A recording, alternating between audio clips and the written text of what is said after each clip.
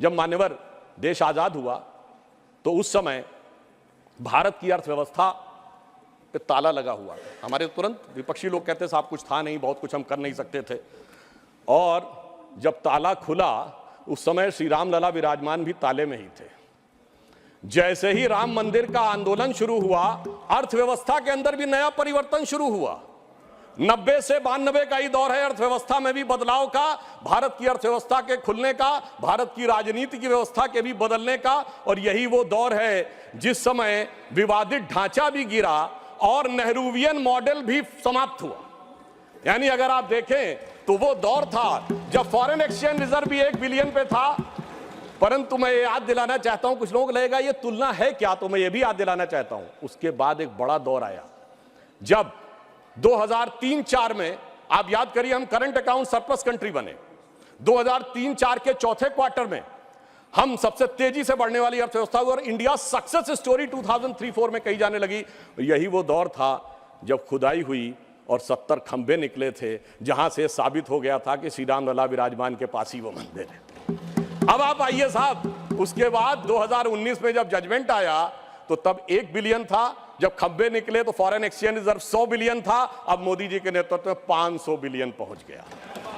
और इतना ही नहीं मान्यवर, अब जब राम मंदिर बनने जा रहा है तो हम 5वीं बड़ी अर्थव्यवस्था है, चौथे बड़े स्टॉक एक्सचेंज है, तीसरे बड़े ऑटोमोबाइल मैन्युफैक्चरर हैं, दूसरे बड़े मोबाइल के मैन्युफैक्चरर हैं, इंफ्रास्ट्रक्चर में इन्वेस्ट करने वाले हम नंबर 1 के देश हैं और चांद के छूते कोने को छूने वाले देश भी बन गए।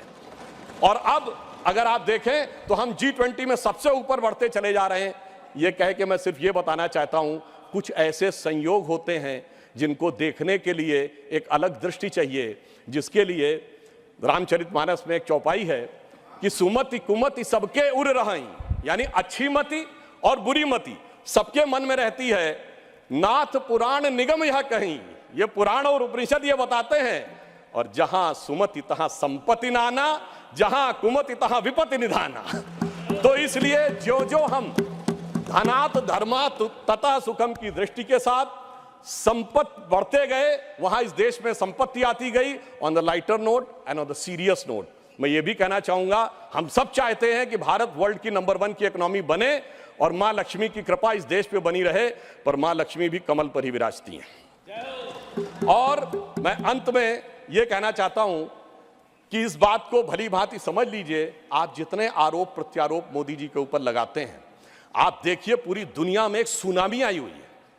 चाइना अमेरिका जैसे देश जूझ रहे हैं। ब्रिटेन में यह कहा जाता है कि जब जाड़े का मौसम आ गया है कि they have hardly money either to heat or to eat, यानी या तो खा लो या बिजली का बिल पेमेंट कर लो। उस दौर में मैं अगल बगल वालों की बात नहीं कर रहा हूं कि श्रीलंका और पाकिस्तान में क्या हो गया। जनाब, हमारा कैप्टन कितनी कुशलता के साथ इस सुनामी से भरी लहरों में लेके जा रहा है, मगर क्या कह रहे हैं विपक्ष वाले, अरे अगल बगल के पलटे जहाजों को मत देखो, दूर दराज के डहते जहाजों को मत देखो, ये जहाज के अंदर मुझे कुछ हिचकोले क्यों नजर आ रहे हैं उसके ऊपर देखो।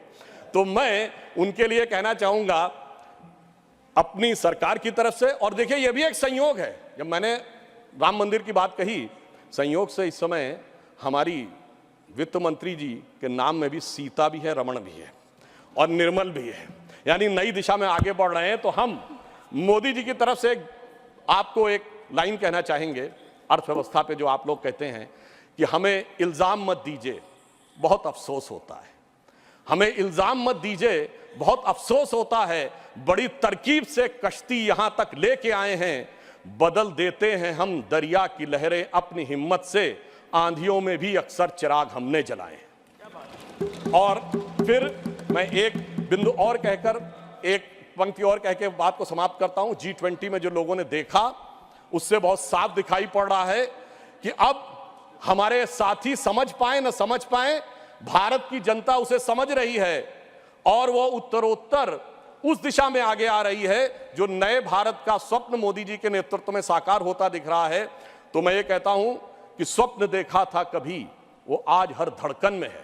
हम अर्थव्यवस्था के जो स्वरूप में जा रहे हैं, स्वप्न देखा था कभी, वो आज हर धड़कन में है।